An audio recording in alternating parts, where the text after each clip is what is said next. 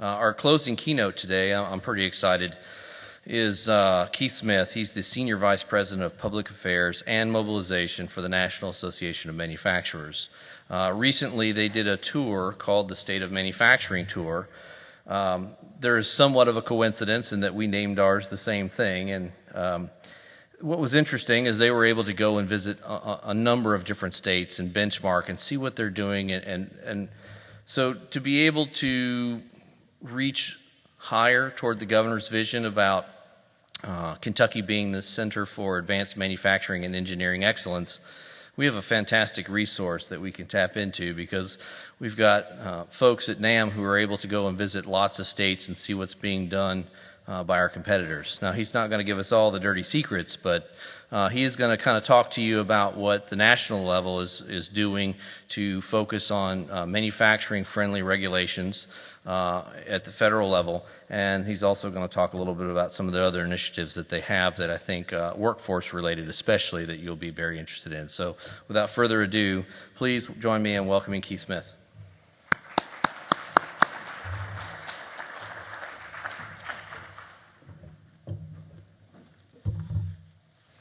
Thank you, Lee. It's great to see everybody recovered from Derby Day. I had Audible to win, but fortunately I didn't lose too much. Now, I know I'm the only thing standing in between you and a cocktail in a little bit, so I know from what Lee's told me and Karen, you all have had an energizing day discussing the issues and trends that are facing manufacturers here in the Bluegrass State. Now, Lee Lingo and his great team are the strong partners of the National Association of Manufacturers, and that we're proud that they are our official state partner. The National Association of Manufacturers represents 14,000 manufacturers of all sizes and all sectors across the country, as well as the 12 million men and women who make things here in America. Now, your event today, State of Manufacturing, Make It Here, it does make manufacturers in other states a bit jealous. Your elected officials here in Kentucky, they understand the importance of building a modern manufacturing workplace and creating opportunities for manufacturing workers looking for new careers. In fact, careers in Kentucky in manufacturing pay 64% more than the rest of the private sector workforce on average, 64%. When Lee and your governor offered to host an impressive part of our State of Manufacturing tour earlier this month, the decision was a no-brainer. Everyone here in this room, to the thousands working on the shop floors across the state, knows that manufacturing is the lifeblood of any successful economy. You can see it in Lee, you can see it in your governor. There's a real passion for manufacturing here in Kentucky. You all understand how manufacturing lifts people's lives. Manufacturing lifts communities, and it lifts the spirit of America. Yet, none of it is possible, though, if our industry isn't supported at every level of government, local, state, and federal. And that's why we're celebrating the tools that we've been given by our Congress, by our President, and your governor to make sure that manufacturing is competitive for years to come. Today, we're a confident industry, and manufacturers are more optimistic than ever before. In fact, the National Association of Manufacturers' latest Manufacturing Outlook survey that we released at the end of last year shows a record 95% of manufacturers are optimistic about the economy. And that's in large part to some of the very significant policy changes that have come out of Washington. Manufacturers have now been empowered to invest in our workers and invest in our communities. Last year, you could say, was the year of the manufacturer, given all the attention that our industry has received and the progress that we've been able to make. For the first time in a long time, when manufacturers speak out, Washington's finally listening and taking action. Policy changes like the historic tax reform bill signed last year are empowering us to make those investments and grow our facilities. Thanks to the hard work of Lee Lingo, and I know that throughout the tax debate, Lee and your team, you guys were on it, highlighting why manufacturers needed to fix our outdated tax system. It really was rocket fuel for our economy. We fought hard, and we made it clear that tax reform will help us to create jobs, grow, and increase salaries and benefits. Now, we made the same case to really support a new approach to regulations out of Washington. Just a few years ago, the concept of a regulatory freeze sounded a bit like fantasy. And in 2017, we saw it for the first time in 40 years.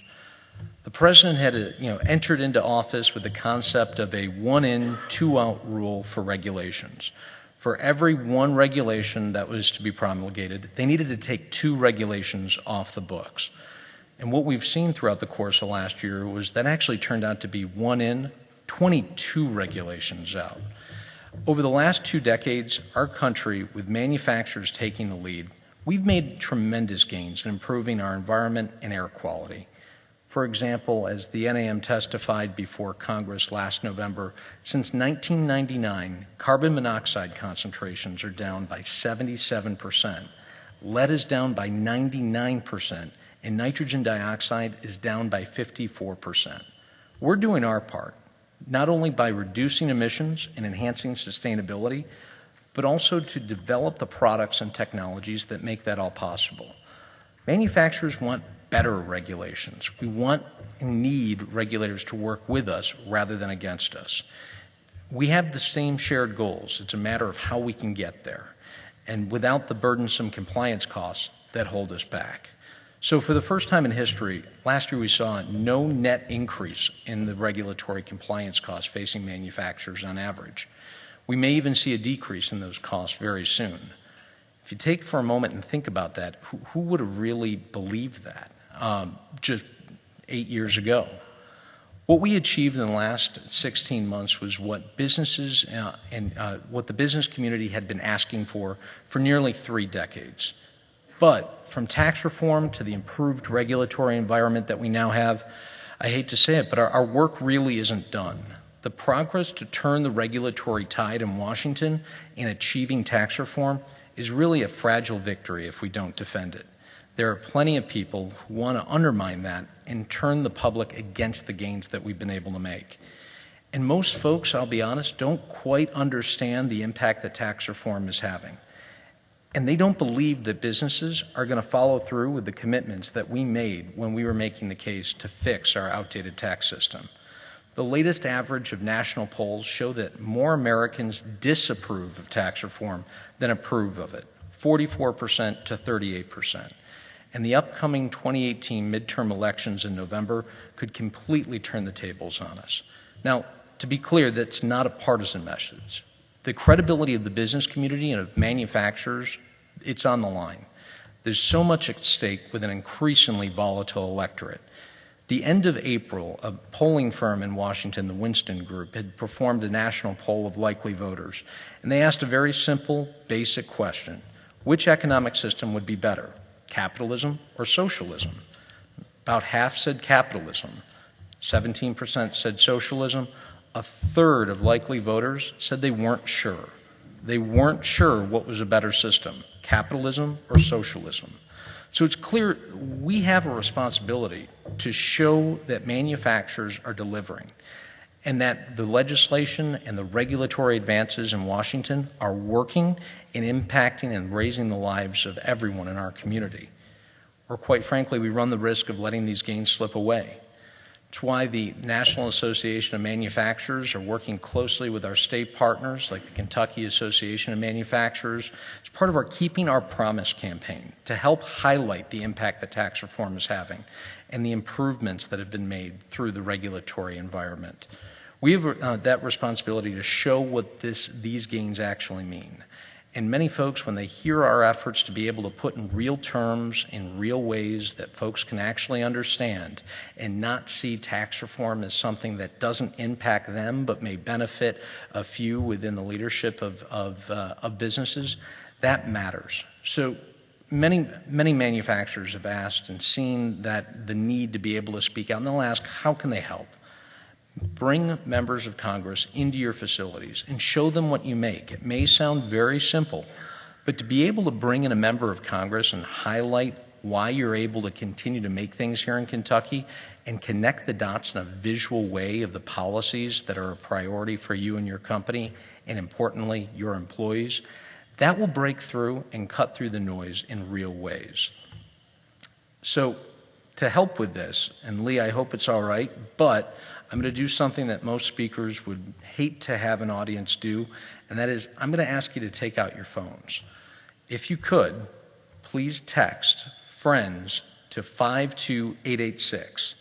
And what that will do is help you get updates that you can share with your friends, your family, employees, and colleagues that are real, put into real terms that average folks can understand and aren't cluttered up with the Washington speak that many of the policy wonks that work for Lee and others may seem to gravitate towards. We've got a ton of them at the NAM, but actually put into terms that employees can understand and that they can see the connection back to themselves and not some lofty concept to their company. So again, that's FRIENDS, and text that to 52886. And that's part of, again, our Friends of Manufacturing grassroots advocacy network. And what that does is to be able to get updates directly in forms that you can easily share, that aren't cluttered up with branding of organizations that your friends may never have heard of, but to be able to put out content, to put into real terms what some of the issues are that you grapple with and the changes that you expect to see out of Washington, to make that, tell that story much more clearly. It's our way of being able to break through a lot of the misperceptions that can easily be propagated on digital media sources today.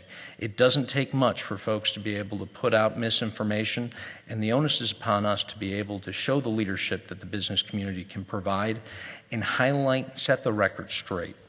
So the NAM's been increasingly placing a greater focus on working with our partners outside of Washington and to engage members of Congress back home, in addition to being able to engage employees in a much more effective way.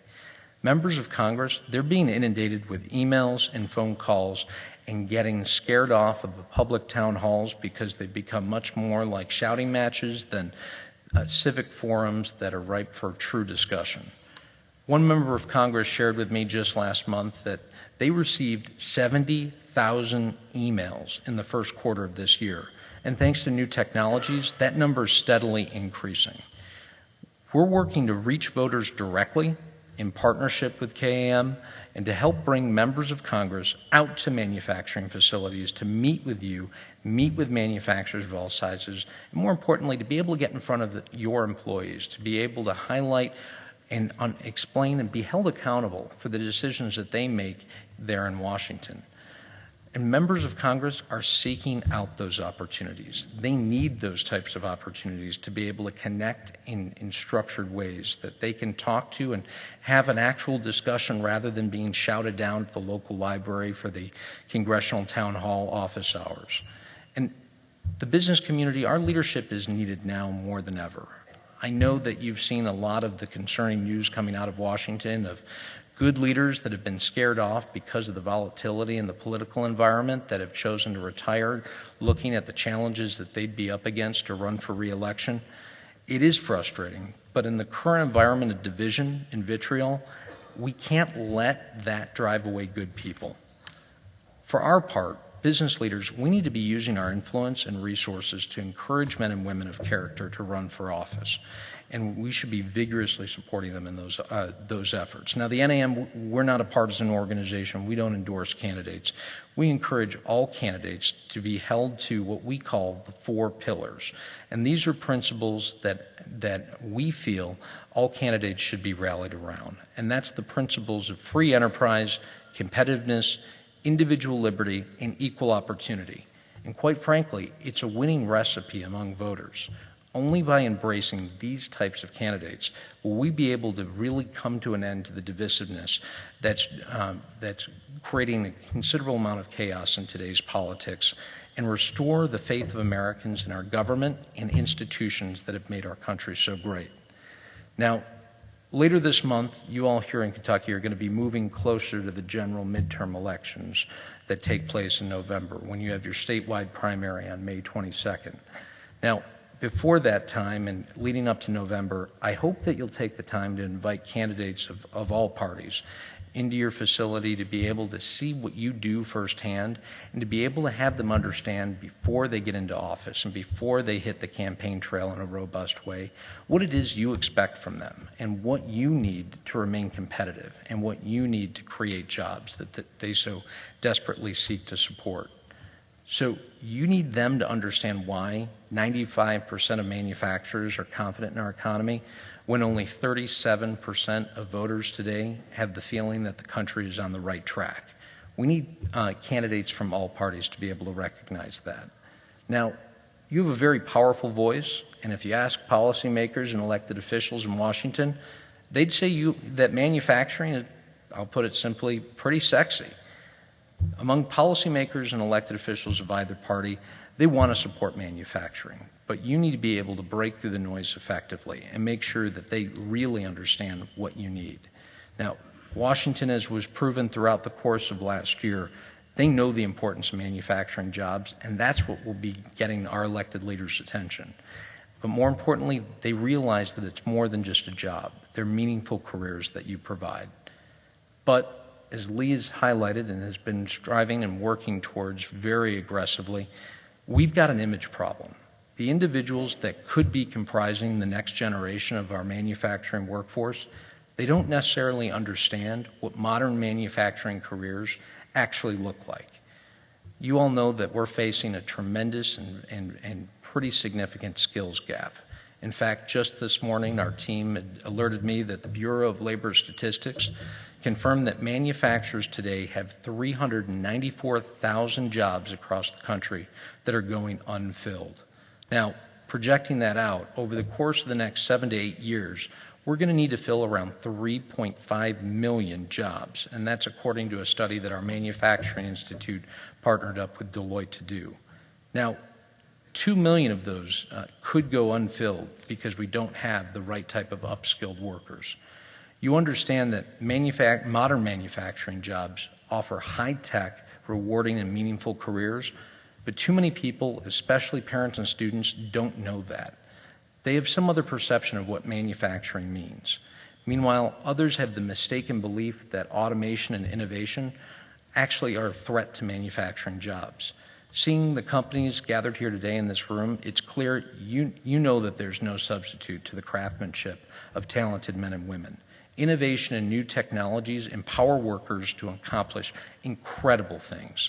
And that type of work is shifting. There's no doubt about it.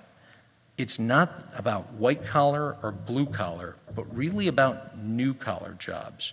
Jobs that are high tech, well-paying jobs, and quite frankly, may not necessarily require that 4-year liberal arts degree that our educational system seems to be striving towards. And what we've done is to be able to take that message across the country and to be able, as Lee mentioned, come to Kentucky earlier this year as part of our nationwide roadshow, the State of Manufacturing Tour, to be able to help reset that public perception of our industry and, more importantly, what careers in modern manufacturing actually look like. So we know what type of person needs to be in modern manufacturing, and we need to be able to communicate that in ways that may not be necessarily familiar to many manufacturing leaders. But there's something that you all can do here to fix this. In October, we have Manufacturing Day on October 5th. But here in Kentucky, you guys do things big, and you don't just limit Manufacturing Day to one day. You actually dedicate the entire month to Manufacturing Month. And I hope you all will mark your calendars for either October 5th or the events that will be able to be supported throughout that month of October to open your doors to students on Manufacturing Day so that folks from the real world can come in and talk to the men and women that are employed in modern manufacturing, see what they do, see what they make, understand the value of the work that they do, and have a new perspective on the type of career choices that they could be making. And it's particularly important to be able to engage those high school students that may have that misperception of modern manufacturing careers. We looked at the Manufacturing Day effort. It may seem small in scope, whether it's a day, a week, or a month, where we encourage manufacturers to open up their doors. But when we were able to take a close assessment, again working with Deloitte to measure the effectiveness of bringing in a high school student that may not have ever been in a manufacturing facility floor and be able to have a conversation and talk to someone that's made a career out of manufacturing and actually see what they do, 41% of students will rethink their career perceptions of a job in manufacturing. So I hope that you all go to Manufacturing Day the website that we've created, and that's mfgday.com, where you can get tools and updates on how you all can effectively reach out to high schools and local educational groups to be able to bring in students and have a structured program that'll get them excited and see firsthand what a modern manufacturing career looks like. Manufacturers, we're changing the world. We just need to be able to make sure that that next generation of the manufacturing workforce understands it. You and your colleagues are redefining mobility and are driving us into the future. Elsewhere, manufacturers across Kentucky are making life-saving medicines and life-changing technologies that are revolutionizing food production, making our societies more sustainable, and transforming the way that we communicate. So anyone looking for a career that is meaningful should be looking at manufacturing. You might work for an iconic brand or maybe even an upstart small business, but the opportunity, it's there. It's on all of us, as well as our government leaders, parents, and students to tell that story. Because the future of the industry and the future of America, quite frankly, depends on it. So 2017 proved to be the year of the manufacturer, and with your help, we're going to be able to continue to make sure that every year ahead of us is one as well. And I know, Lee, we've got some time to be able to take some questions. I'd be happy to take any questions from folks. I know that there is an overview earlier today of the changes that we're seeing in trade policy. Happy to take any questions.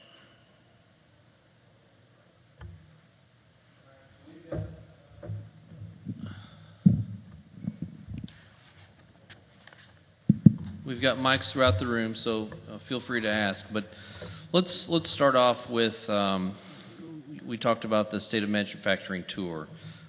What were you seeing in other states that are being innovative that just really sparked something that you thought, wow, they're really ahead of the curve, or they're really thinking about things in the right frame of mind to be looking in that direction? Well, looking at some of the things that we found out and learned, and really how we measured the success of Manufacturing Day wasn't the number of stops that we were able to make or the amount of news stories that we were able to generate. It was really measured by how many folks we could actually reach and measure if we were able to break through and help them better understand what our industry looks like and what those careers look like. By and large, the tour that took us to 38 different facilities across 8 days earlier in 2018, the amount of different types of manufacturers, folks that the average person may not understand as being a manufacturer, and the innovative entrepreneurial spirit that's driven the largest of companies to the smallest of entrepreneurs to be able to have that spark and to understand what it means to make something. That may seem like a simple takeaway, but that's one of the main key themes that we were able to see every stop along the way. And to be able to project that and help others understand it, and to be able to look at what modern manufacturing careers need to be successful. So resetting that common misperception of that 4-year liberal arts degree, and look at what type of technical skills are needed and how to apply a student's passion into a career choice. So connecting those dots and being able to relate to those real opportunities was one of the big takeaways that we saw.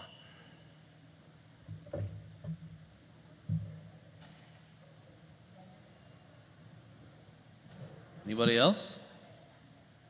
Well, let's get a federal perspective on NAFTA talks and the trade tariffs and really the news of the day. How America is, how we're perceived by other nations, and how that's going to affect us as manufacturers trying to do business abroad. In Kentucky, we've been one of the few states that's continued to grow our exports year after year. We've had stellar years outpacing the year before for several successive years. We want to continue to do that, but it gets difficult when, or more challenging when your costs are different than your competitors' costs in other areas. So what does that look like inside the Beltway versus what we're hearing here? Yeah, looking at NAFTA, and I would say go back to before the last presidential election, we knew whoever was going to be elected from either of the two major political parties, NAFTA as we know it was going to be fundamentally challenged. The concept of NAFTA and the impact that it's had to be able to promote exports between our two largest trading partners is something that's been a four-letter word in most of the areas in which it's benefited most. And folks had connected many of the changes that had come across within our industry and within the manufacturing economy during the time since NAFTA was enacted, and seemed to project every ill will or bogey out there to NAFTA. Looking at how President Trump has approached the issue, it's been a bit challenging, as looking at all the traditional structures that we've been able to point to highlight the benefits of a meaningful free trade agreement relationship within our closest neighbors. That's something that we needed to accept, that we needed to modernize the agreement, and that to be able to just simply say that NAFTA is working well without adapting to any of the changes that have hit our economy since its inception in the mid-1990s was a fundamentally flawed approach. Looking at how the President and his team have been able to negotiate and get through the many different elements that comprise NAFTA, at its core, the low tariff rates between the U.S., Canada, and Mexico are something that we envision to be largely intact, but many of the fundamental issues that may not be easily understood by most folks that aren't trade policy experts or business leaders, they're the ones that we've been focusing on most. Provisions like the investor-state dispute settlement provision, which create a fair referee when government policies on foreign markets threaten the ability of an American-based company to do business in that market. That's one of the things and one of the items that we've been working with most closely with the administration to better understand, to be able to look at the concepts of that fair referee in a pretty nuanced concept of ISDS, and be able to have that play out in the negotiating tables when facing a tremendous amount of pushback from particularly Canada. We envision that in the next few days that we'll see a deal in principle to be announced, and that may result in, at the same time, the ability of the administration to also announce that they'd be removing the United States from the agreement. In many respects, we could be facing a binary choice of a version of NAFTA that may not be necessarily what we'd like to see from a manufacturing perspective, but does hit to the campaign promises that the President had been committed to. And changing NAFTA and renegotiating a better deal is one of those campaign promises that the President had been pretty clear on. But to be able to help shape and connect the dots within the administration of the impact of some of the provisions, the most detrimental ones, and the reality of how that would play out for the manufacturing workforce, I'll be honest, it's been a challenge. It's been one of the areas where we've really had to rely on the face of manufacturers more than any other issue to be able to put in real terms that the President himself can understand in order to be able to make progress. But I would say in the next few days we should see an announcement kind of come out fairly soon of what is in a deal in principle and how we'll be able to look at what possible improvements could be made, but then to be able to make the case to Congress to be able to look at having a meaningful trade relationship with Canada and Mexico. Overall, in the trade space, that's not just where the administration has been focused. As you all know and are well aware of, they've announced a series of tariffs that will be a radical change to the global marketplace. From the 232 investigation that has led to the proposed aluminum and steel tariffs to the 301 tariffs on China. We're already seeing the market fluctuations come about from those tariffs. Now, one thing is clear, manufacturers don't often win when it comes to a trade war. It's disruptive to the lines of commerce that we've been able to establish and can hinder the supply chains throughout an entire economy. What we're encouraging the administration to do is to really focus on an agreement that would have binding terms with China, to be able to look at and have a structure in which it would force China to play by the rules. To be able to negotiate a bilateral free trade agreement with a market like China is no small undertaking, looking at the years that it has taken to achieve multilateral agreements with other much smaller markets. But we've been able to really encourage the President to become that deal maker he promised the country to be, and to be able to be focused on the bigger issue of getting China to play by the rules than to simply go about with a tariff approach that may be terribly disruptive to many aspects of the manufacturing economy.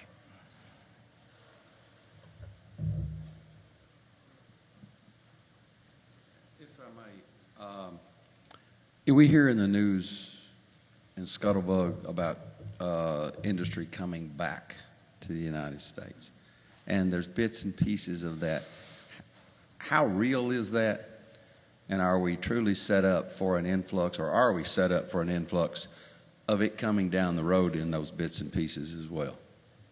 Well, looking at the concept of industry coming back, when we look at the potential to grow modern manufacturing in new ways, that's really limited in large part to the ability to find that skilled workforce that can be that innovative, driving team of experts that really are the lifeblood of a modern manufacturing facility. When we look at the dynamics from a policy perspective of if we'll be able to see a resurgence in modern manufacturing at the levels that we've been familiar with, the policies and the recipe that we have in place to be able to look at the cost drivers that companies use to measure whether or not to do business in the United States or the rest of the world, the cost of doing business from tax reform to regulatory reform to our energy policies are making the United States a much more competitive market to make things. And it's something that we're starting to see our international competitors look to change and adapt to. As we've been able to reset and put a competitiveness initiative in place here in the United States, we're going to see more and more competition from the rest of the world. And that's why the President and the administration have been so focused on export promotion, to be able to have the United States not just to be a great place to make things, but to be an export platform to sell things to the 95% of the world's population that are outside of our borders.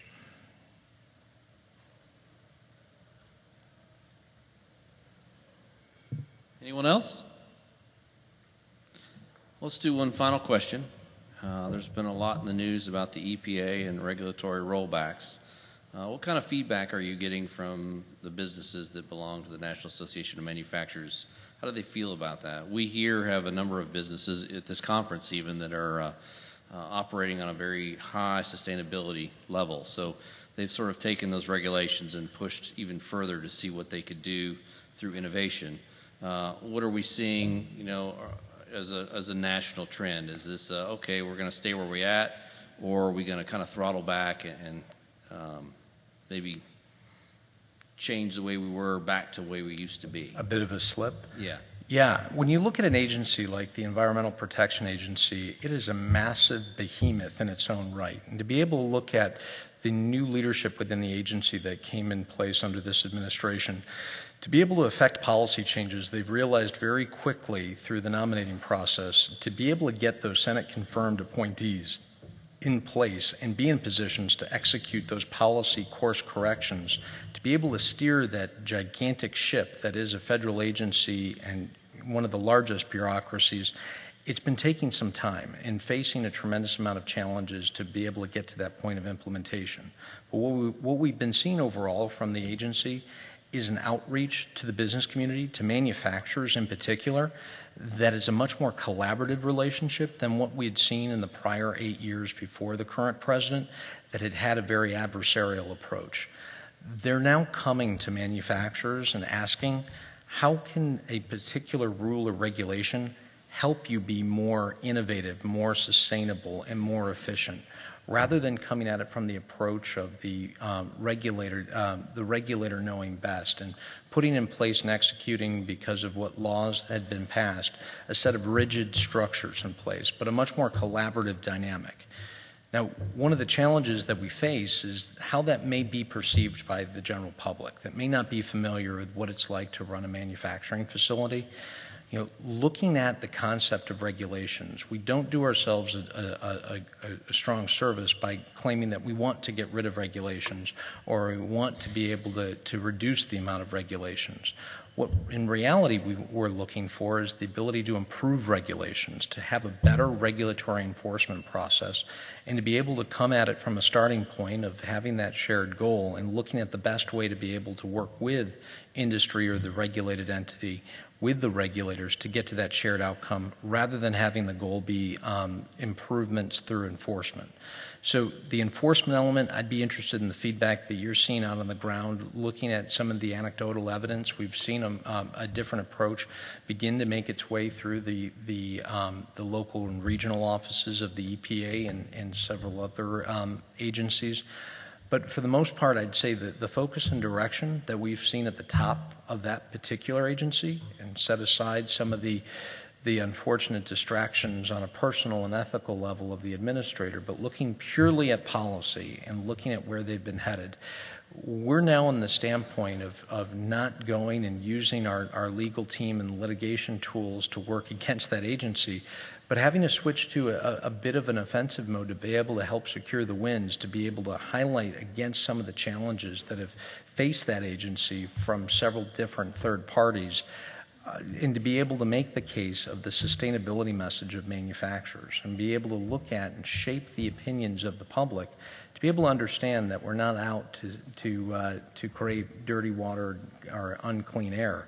We want to achieve those goals, but really fundamentally looking at how we can promote that from within the industry rather than having that be foisted upon us. So I don't know if that's a good enough answer, but for the most part, that's what we've been seeing. I'm interested in hearing what you're actually seeing at the ground level in your facilities. So, great. Well, thanks, Lee. I think you guys are headed into the reception next. So, appreciate you guys having me here.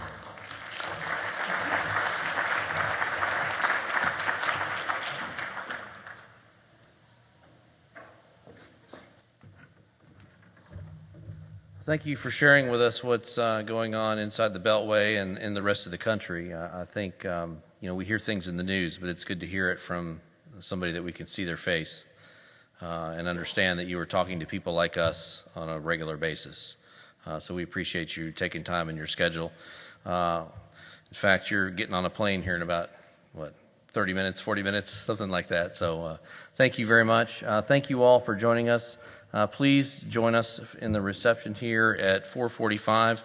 Gives you a few minutes if you want to go to your room and get a little more relaxed or just network a little bit more. But we'd love to talk to you a little bit later. Thank you.